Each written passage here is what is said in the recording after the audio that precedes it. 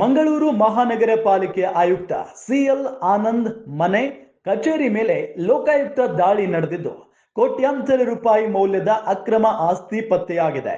ಕೋಟಿ ಅಕ್ರಮ ಆಸ್ತಿ, ಕೆಜಿ ಗಟ್ಟಲೆ ಚಿನ್ನ, ಬೆಳ್ಳಿ, ಎಕರೆಗಟ್ಟಲೆ ಭೂಮಿ, ದುಬಾರಿ ಮೊತ್ತದ ವಾಹನ, ವಸ್ತುಗಳು ಪತ್ತೆಯಾಗಿವೆ.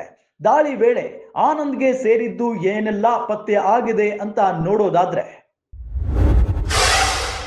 ಸಿಎಲ್ ಆನಂದ್ ಆಯುಕ್ತರು, ಮಂಗಳೂರು ಮಹಾನಗರ ಪಾಲಿಕೆ. ಅಕ್ರಮ ಆಸ್ತಿ ಮೌಲ್ಯ 2.77 ಕೋಟಿ ರೂಪಾಯಿ. ಆನಂದ್ಗೆ ಸೇರಿದ 6 ಸ್ಥಳಗಳಲ್ಲಿ ದಾಳಿ ಆಗಿದೆ. 3 ಮನೆ, 4.27 ಎಕರೆ ಕೃಷಿ ಭೂಮಿ ಪತ್ತೆಯಾಗಿದೆ.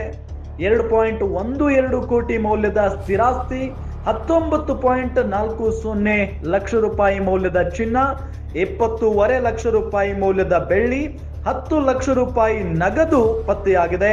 ಪತ್ನಿ ಮಕ್ಕಳ ಬ್ಯಾಂಕ್ ಖಾತೆಗಳಲ್ಲಿ 16 ಲಕ್ಷ ಪತ್ತೆಯಾಗಿದೆ.